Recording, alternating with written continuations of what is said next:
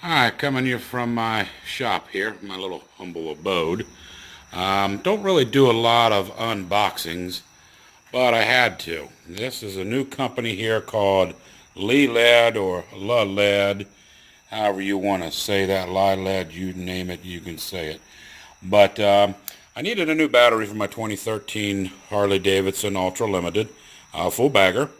And I didn't want to just go with a normal cell battery, the old technology lead cell battery, or a glass mat battery. I wanted to go with a lithium battery. It seemed the right way to go. It's a lot lighter. This thing's probably about 3.5, 4 pounds. But I did a lot of research on batteries. I will have to tell you this, that not all lithium batteries are designed the same. A lot of them don't have the cranking amps that you need, or they're a lot smaller battery than the typical size that goes in there, and you have to put shims in it, or a lot of shims.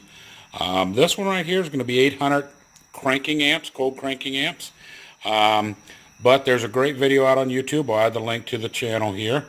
But it's a decent battery. It's one that's got a circuit board on it, and it measures the cells, and it distributes all of the charging evenly across the cells.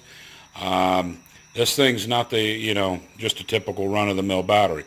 A lot of people have had some bad experiences with some lithium batteries, because they'll buy a $100 lithium battery thinking they're going to get a great battery for their bike.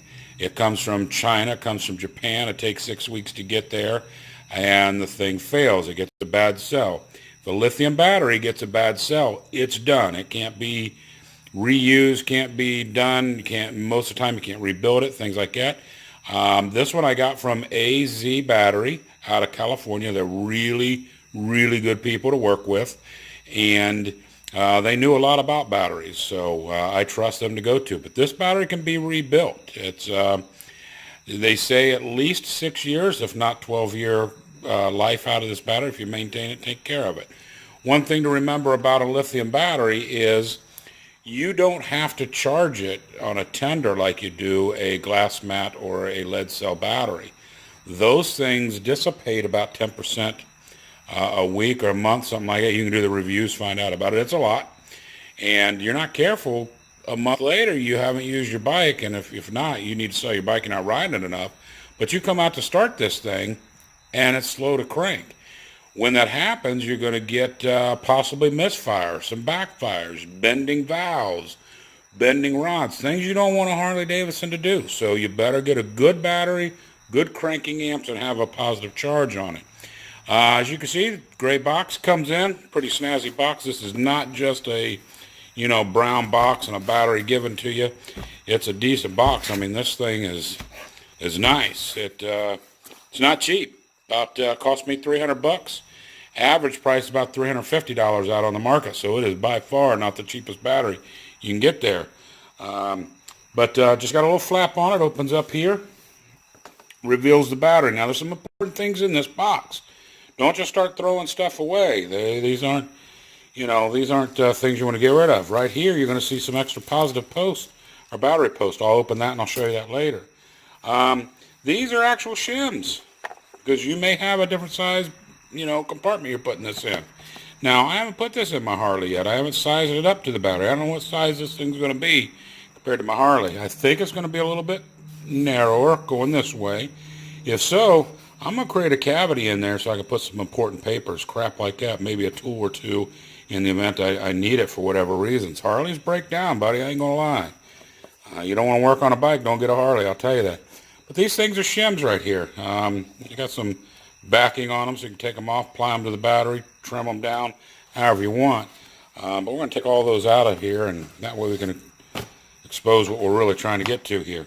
So this battery right here, it's supposed to be sophisticated. You can't short it out. It detects that there's too much power draw, shuts itself down so you don't get a fire. It's completely submersible in water. They even show you jump starting a car in water. Hey, hell, they show this thing being dragged behind a Jeep for a while. So this is the battery. It's got a touch screen right here. It's going to tell you all about the battery. It's going to tell you what percentage this is at. I need to charge this battery right here, so I'm going to do that in a little bit. But you're going to notice I can screw the terminals on here, and I'm going to set the phone down just for a minute or use something to open these battery terminals up so here we go. This is the terminal is going to go on there. It's going to screw down, give me whatever I need. These can be configured however you want, but this battery right here is 4 posts, which is cool as heck, because now you don't have a direction on the battery. Is your positive on the right? Is your negative on the left? Doesn't matter, because now you got a post on either side. You can mount this thing any way you want. Makes sense for you. This is a T5 battery. It is what is going to fit the Harleys and most European or metric bikes. 12 volt, 165 watt, 800 amp. You see it right there. That thing's a beast. That should start 3 or 4 bikes at a time. That's the battery. It's got branding on it. It's not a generic battery at all. Even they call these sidewalls, this little pattern design here, this tread is designed for the battery. But this thing's rebuildable. If it goes bad, it can be sent back in for about $100. They're going to pop this top off, and they're going to take that off, and they're going to replace the cells, do what they need to do. But underneath this cap right here is a circuit board for this battery. Now, I did research on this battery, and I talked to the engineer, the guy that does all the engineering for this battery. They design batteries for the Department of Defense, U.S. military, things like that. So they've got some batteries, and they know what the heck they're doing in these things. So again, touchscreen, going to tell you all about it. I'm going to have to get this thing charged up a little bit. Takes about 9 minutes to fully charge. Do not use a traditional battery charger for this. Meaning, don't grab this dude right here and fire it up on that battery thinking you're going to get a good charge on it. 2 things are going to happen. 1, it may not know when to shut down the charging to this battery. 2, it may undercharge the battery because it doesn't know that these batteries take about 14 plus volts. So it doesn't know to fully charge that battery. So don't run the risk, don't be an idiot going out there buying a $300-400 battery and then putting a generic charger on it thinking you can charge that thing up. But this battery will last. It's a 2-year warranty, and it's designed to last and do what you need it to do to get you where you want to be and start when you want it to start. But again, this is not by far the cheapest battery out on the market. And a lot of people will say they're not going to, spend that kind of money. You do what you want to do, man, but I don't want to be with a dead bike on the side of the road. The other thing you see me doing, this battery right here, it's easy, man. It's only a couple pounds. A 3-year-old could carry that and hand it to you to put into a bike. So it's definitely light. It's going to take off probably a reduction of about 80% of weight here. You've already got a heavy bagger that's already 900, pushing 900 pounds. Mine's got an amplifier in it. It's got speakers in it, so it's a heavy bike. But you want a good battery, try this thing out. Give it a whirl. I'll put a link in the description on where to go to get this from AZ Battery, and a link to their YouTube site. But yeah, T5 battery by LiLead or LiLead, however you want to say it. Seems like to be a nice battery, and I'm looking forward to it. Good luck out there and have fun. Alright, video number 2. Now that I have the old battery out, you're going to see there's quite a bit of difference. There's some height difference, probably about a good inch in height difference. If you want to call this the depth, probably a good inch depth difference there, maybe an 1.25 inches. The width is pretty dead on.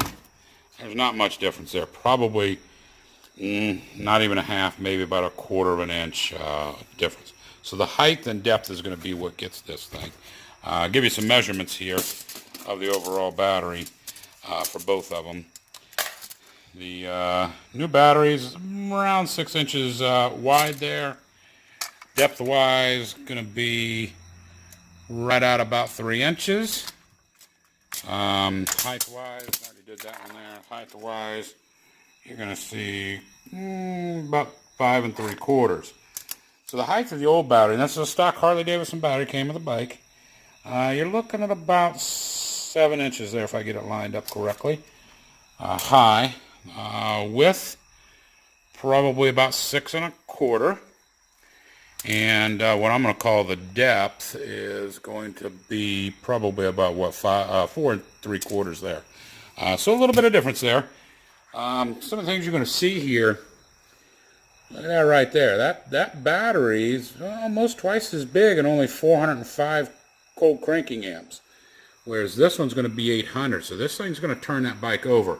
My bike has been cammed out pretty heavy with lifters and all of that. So it's a hard bike to start. So I think that 800 cold cranking amps is going to work. Now, with this battery here, again, you can get these two posts lined up for however you want because you can do it on either side. What I'm really going to do is just make the power of the bike run off of these posts here and then come back and open these posts up, and that's where I'll put my accessories, things like that. So that way my bike never has to share the same post as my accessories since I can do that. The total weight difference in these batteries is this guy right here is right at about 5 pounds.